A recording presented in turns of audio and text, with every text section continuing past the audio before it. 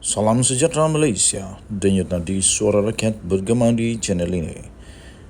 Jangan lupa tekan butang subscribe, like dan share. Malaysia kita punya, cintai Malaysiaku, kita jaga kita.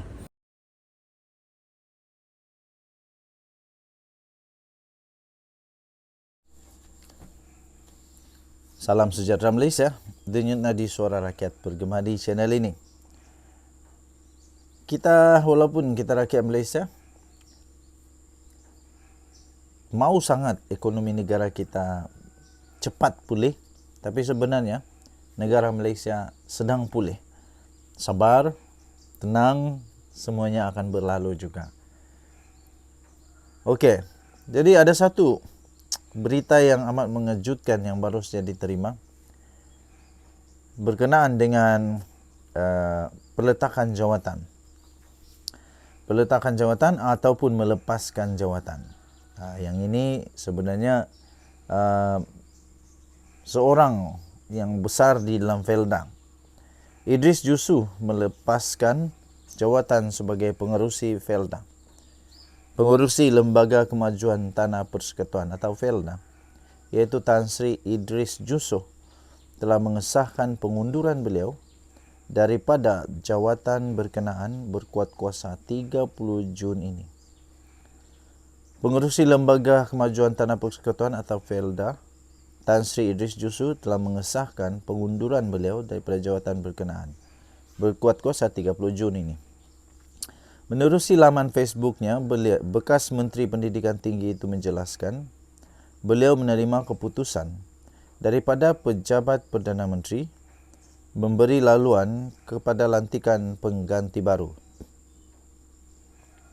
Idris dalam kenyataannya berterima kasih kepada Perdana Menteri Datuk Seri Anwar Ibrahim yang memberi peluang kepadanya menjawat jawatan berkenaan. Penghargaan juga ditujukan kepada warga Penoroka, petugas-tugas Felda dan sepanjang perkhidmatannya, katanya. Beliau dilantik sebagai pengerusi Felda dan pengerusi lembaga pengarah agensi itu berkuat kuasa 1 Mei 2020 yang lalu. Bagaimanapun, pengganti beliau bagi jawatan pengerusi Felda masih belum diumumkan.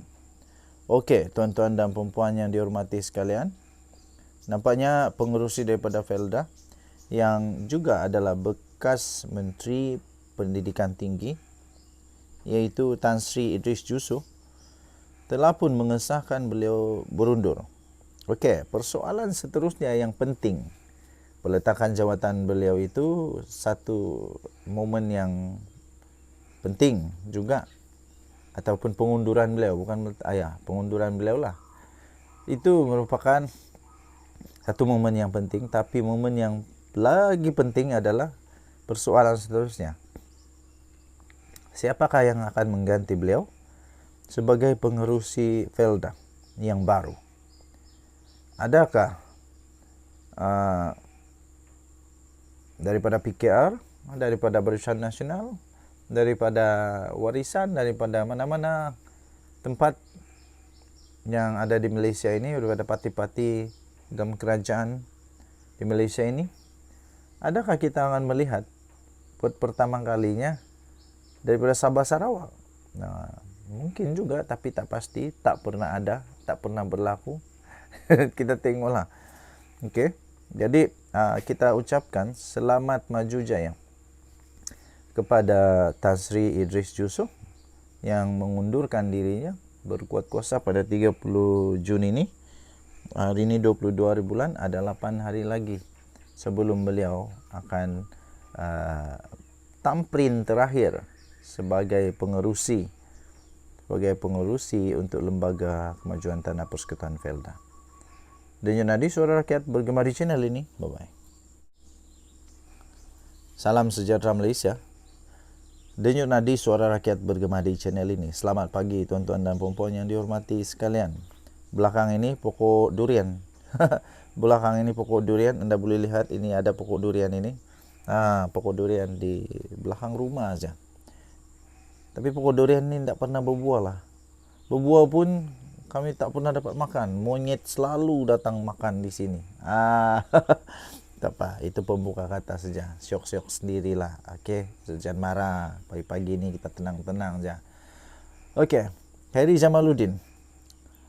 Pada pendapat saya, daripada Khairi Jamaluddin terus pening memikirkan nak pergi mana, sama ada nak tolong PN, nak tolong PH, saya fikir Khairi Jamaluddin lebih baik membuat satu parti sendiri.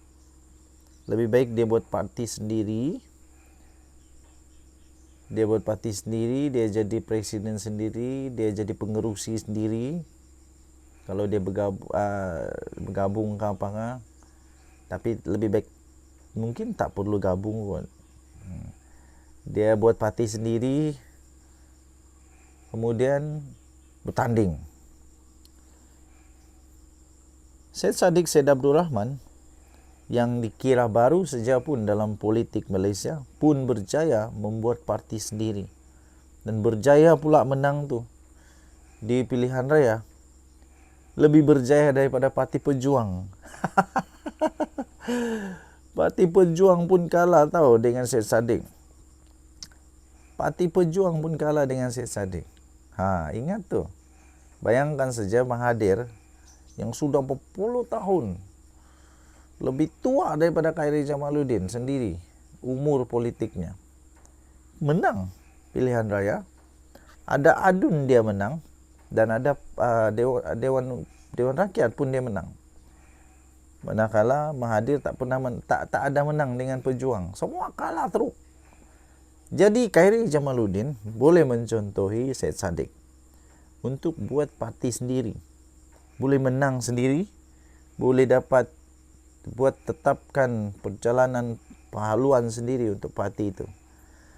Daripada lepas ini masuk ke parti ini, rupanya parti ini tak ngam, lagi susah, pening kepala. Lepas tu nak kena kasih perbetul persepsi orang tentang parti itu pun lagi susah. Lagi susah kalau parti itu ada masalah.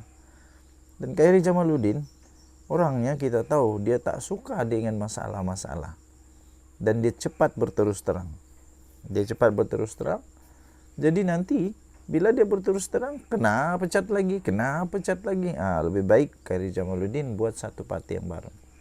Saya fikir ramai juga yang akan ikut parti Khairi Jamaluddin nanti. Mungkin ramai orang yang tak berpuas hati dengan Khairi Jamaluddin. Tapi ingat, bukan semua orang tak puas hati dengan dia. Ada yang tetap berada di belakang dia untuk menyokong dia. Saya fikir lebih ramai yang akan menyokong dia mungkin kalau dia join, dia buat parti sendiri, berbanding dengan dia join parti yang lain. Lagi satu yang lebih baik, menyebabkan dia lebih baik buat parti sendiri, kerana rakyat mahu melihat kebangkitan parti yang dapat menyokong perjuangan rakyat. Tapi itu pandangan sajalah. Apapun, dia boleh menyertai mana-mana parti kalau dia mau. Itu hak dia. Dia kata Muhyiddin, dia sudah cukup dewasa, cukup matang untuk buat pilihan sendiri. Kita tengoklah nanti mana keputusan yang dia akan ambil. Dan Yunadi Suara Rakyat bergema di channel ini. Bye-bye.